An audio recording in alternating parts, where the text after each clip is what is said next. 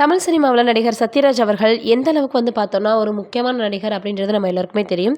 இப்படி இருக்கக்கூடிய சூழ்நிலையில் அவரே பார்த்தோன்னா மருமகளோட நீச்சல் உடையில் நான் நடிச்சிருக்கேன் அப்படின்ற மாதிரியான சில விஷயத்த ஷேர் பண்ணியிருக்காரா.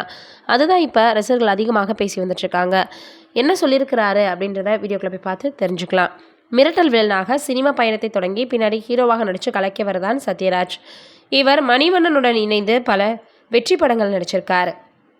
தற்போது சத்யராஜ் முன்னணி ஹீரோக்கள் படங்களில் குணச்சித்திர கதாபாத்திரங்களில் நடித்து வராரு.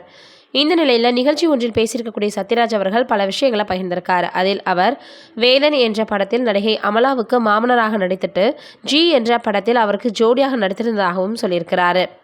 மேலும் அம்பிகா மிஸ்டர் பரத் படத்தில் எனக்கு மருமகளாக நடிச்சிட்டு ரசிகன் ஒரு ரசிகை என்ற படத்தில் தனக்கும் ஜோடியாக நடிச்சிருந்ததை சொல்லியிருக்கிறாரு.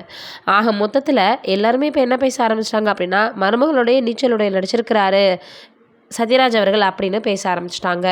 ஆனால் அந்த மாதிரியெல்லாம் கிடையாது. நடிகைகள் கூட தான் அவர் ஒரே ஆளே ஹீரோவாகவும் மாமனராகவும் நடிச்சிருக்கேன் அப்படின்ற மாதிரி சில விஷயங்களை ஷேர் பண்ணியிருக்காரு. சில நேரங்களில் நடிகர்களை தங்களுடைய வாழ்க்கையில் நாங்கள் நடித்த படத்தில் சில விஷயங்கள் பார்த்தோன்னா எங்களால் மறக்க முடியாத விதமாக அமைஞ்சிரும் அப்படின்னு அவங்களே தங்களுடைய அனுபவங்களை பகிர்வாங்க.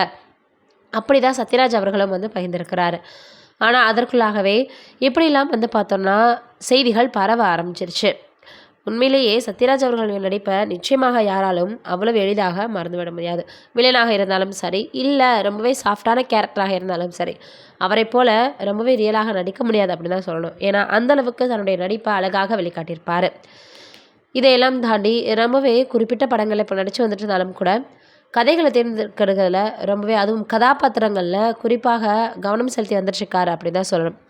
எத்தனையோ பேர் சில நாட்கள் கழித்து தனக்கு வாய்ப்பு கிடைக்கல அப்படின்னு சொல்லி சினிமா விட்டு விலகிடுவாங்க. ஆனால் இவரை போல் சிலர் பார்த்தோன்னா தொடர்ந்து சினிமாக்கள் நடித்து வந்துட்டு தான் இருக்காங்க. நீங்கள் என்ன நினைக்கிறீங்க சத்யராஜ் அவர்களை பற்றி அப்படின்றத மறக்காமல் கீழே இருக்கக்கூடிய கமெண்ட் பாக்ஸை சொல்லுங்கள். நன்றி, வணக்கம்.